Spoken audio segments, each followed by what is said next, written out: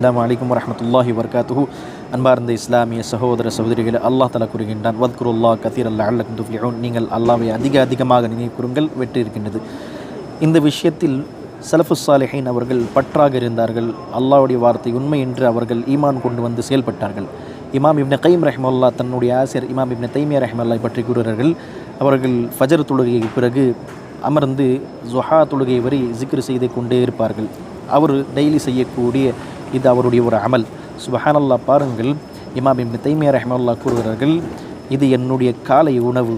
ஜிக்ர் ஃபஜர் தொழுகை பிறகு அமர்ந்து சுஹா வரை செய்யக்கூடிய அந்த ஜிக்ரு பற்றி கூறுகிறார்கள், இது என்னுடைய காலை உணவு, காலையுடைய பிரேக்ஃபாஸ்ட் என்று கூறுகிறார். சுப்ஹானல்லாஹ். அதற்கு பிறகு கூறுகிறார்கள், எந்த நாள் நான் இந்த ஜிக்ரை விட்டு விடுகின்றேனோ அந்த நாள் நான் பலவீனமான ஒரு நிலையை உணர்கின்றேன். இதுதான் சுப்ஹானல்லாஹ், அல்லாஹ்வை விரும்பி செயல்படக்கூடிய விஷயம். அல்லாஹ் எனக்கும் உங்களுக்கும் பாக்கியத்தை தந்து புரிவானாக. அஸ்ஸலாமு அலைக்கும்.